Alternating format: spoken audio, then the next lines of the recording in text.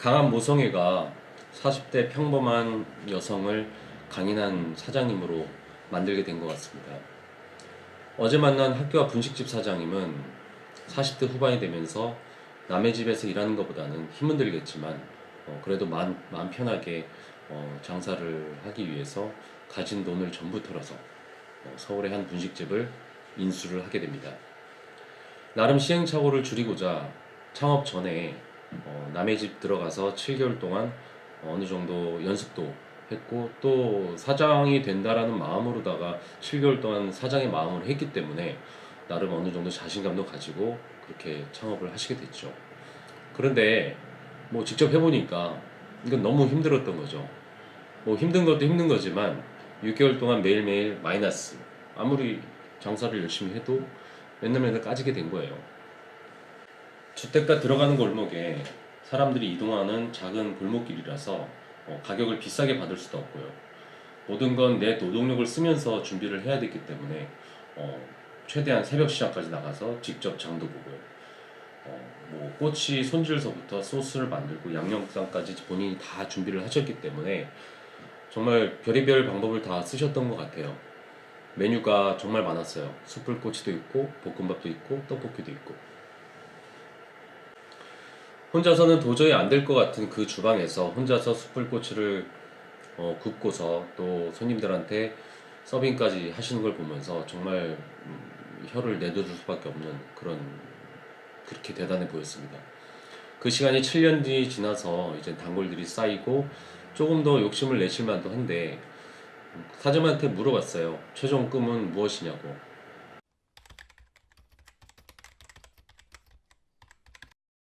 조금 의아했죠. 하나 정도 가게를 더 차리고 싶다든지 아니면 확장을 해서 뭐 더 성공을 하고 싶다 뭐 이런 이야기가 나올 줄 알았는데 그런 것도 아니고 그냥 일주일에 하루 더 쉬고 싶으시대요. 그래서 제가 물어봤어요. 좀 편하게 하시려면 사람을 좀 쓰시지 왜 주방까지 그렇게 혼자서 다 하시려고 그러세요?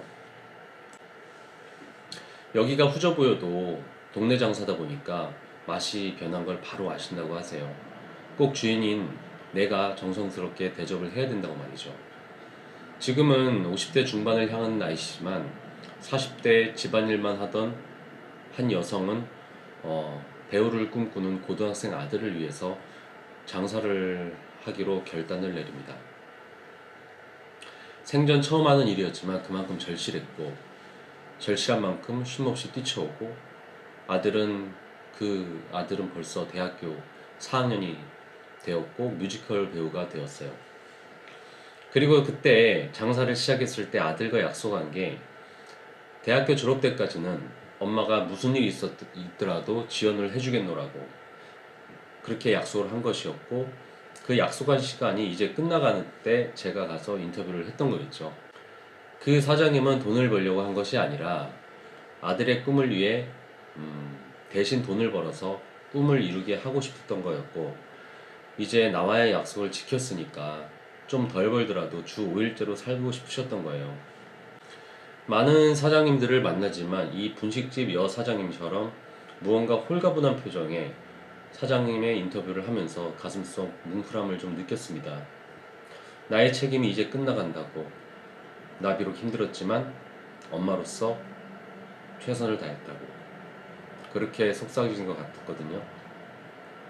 어떤 장사 기술이든지 요리 기술이든지 뭐 브랜드 파워라든지 이쁜 인테리어, 세련된 그 무언가라도 이런 거 다 무시하고 아들을 위한 모성애로 똘똘 뭉친 이 여사장님은 결국 해내셨고 살아남으셨어요. 마지막으로 창업을 처음 시작하시는 청년들에게 한 말씀 해달라고 그렇게 부탁을 좀 드렸습니다. 그런데 이렇게 말씀을 하시더군요.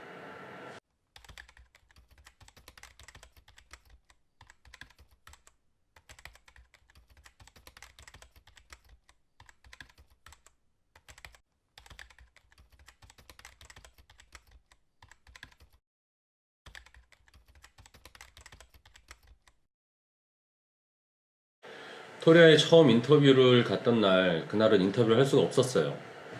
그러니까 사람이 너무 많은 데다가 혼자서 사장님께서 다 하시다 보니까 뭐 그냥 기다리고만 있다가 그냥 술만 먹고 나왔죠.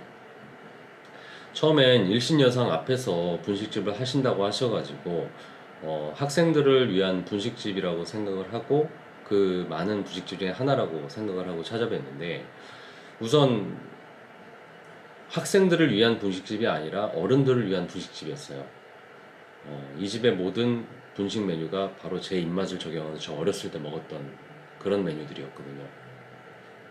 요즘같이 세련되고 자극적인 맛은 아니었지만 솔직히 내일 또 먹으라도 또 먹을 수 있는 그런 어른들의 입맛에는 아주 딱 맞았습니다. 겉으로 봤을 때 학교 앞이지만 뭐 골목길에 들어가 있어서 사실 처음엔 걱정이 앞섰습니다. 하지만 계속 보다 보니까 그 뒤쪽 밀집 주택가로 그 사람들이 지나다니는 그런 골목이라는 걸 알아차리게 됐죠. 일단 뭐 사장님도 학생 손님도 받으시지만 실제 이 동네 그 동네 사는 주민들을 상대로 장사를 하는 것이기 때문에 오후 3시쯤이나 돼서야 문을 여셨어요. 물론 모든 식자재를 본인이 직접 손질하고 다듬고 준비하시는 거에 투자를 많이 하고 계셨지만 제가 봐도 3시에 여는 게 오히려 효율적인 시스템으로 보였습니다.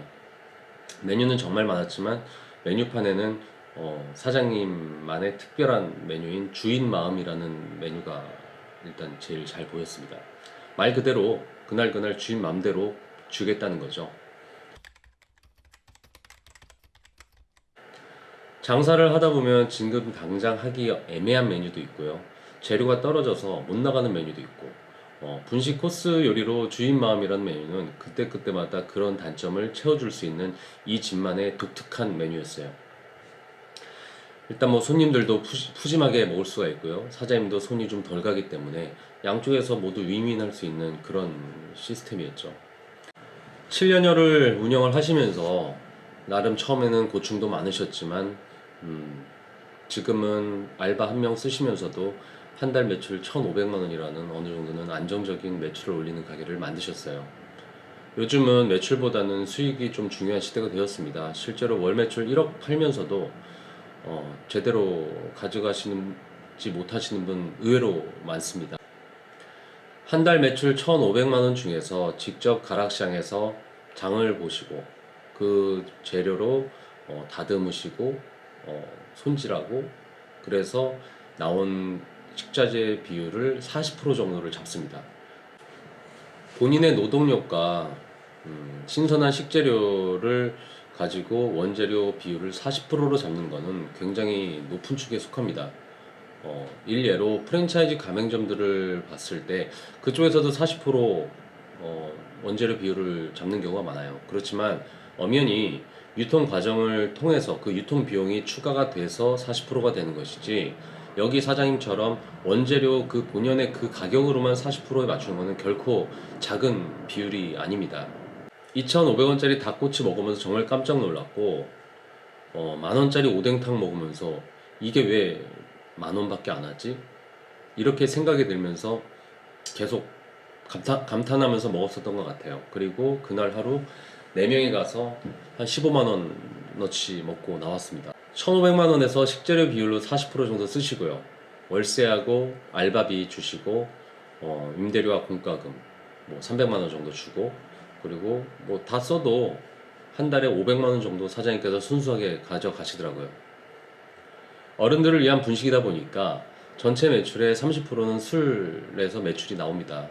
술이라는 거는 그저 그냥 갖다 먹으면 되는 거기 때문에 노동력이 들지가 않죠. 30%술 매출이 난다는 거는 분식집에서는 굉장히 이례적인 일이고 실제 이익률을 높이는 데 굉장히 큰 도움이 됩니다.